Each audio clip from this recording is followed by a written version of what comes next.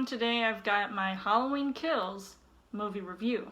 After the 2018 Halloween movie, its sequel arrives, but does it live up to expectations? So as far as the story goes, David Gordon Green directs this movie that I had been looking forward to since I first heard about it, because being a fan of horror as well as the original Halloween movie, and this one is technically the third movie of the bunch, and it definitely has that look of a classic horror movie, and so I loved seeing that right off the bat, and of course hearing the iconic theme pop up.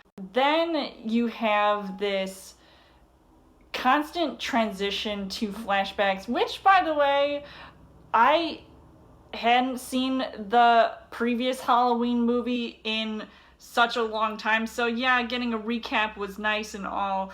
It made the storyline in the movie somewhat hard to follow, especially if it had been a while since I had seen the previous movie, and it didn't exactly help knowing that there's another movie coming out next year called Halloween Ends. So we'll see how that one actually does end.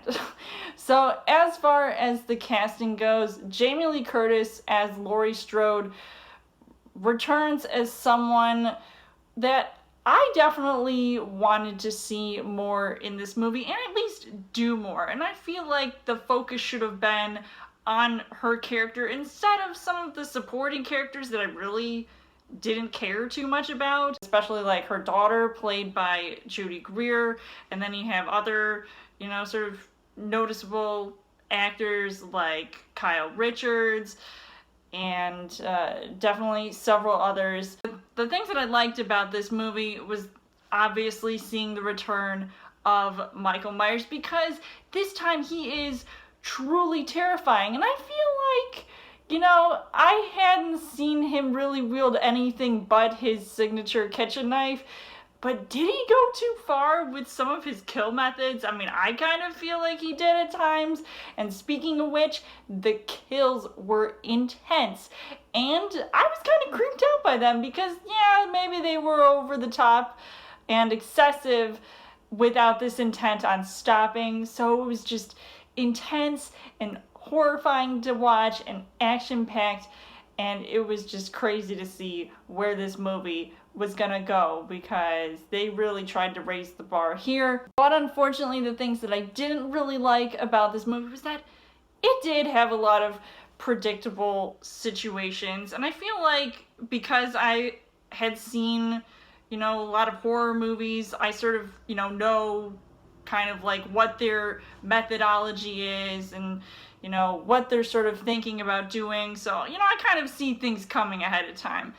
And the dialogue was at times cheesy. Like, I really couldn't take some of these characters seriously, and some of the decisions that they made were just really pathetic. Like, there was a scene, like this whole scene at the hospital, and everybody's just got this like crazy, gang up on this one person vibe, and it just made them very unlikable and also stupid, especially when there is a killer on the loose.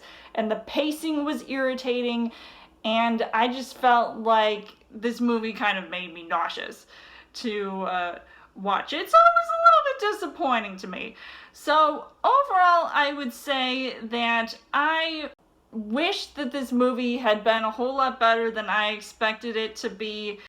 I don't know how this final outing of the Halloween movies is gonna go, so I'm really curious to know if they're going to potentially step it up after, this movie, because I just was not impressed with it, and yeah, so I can't see myself really recommending this movie to people. But if you kind of like Michael Myers and the way that he kills people and all that stuff, just the fun Halloween vibe, then yeah, maybe you'll enjoy this movie, but I definitely did not. So I would give this 1 heart on the heart rate scale.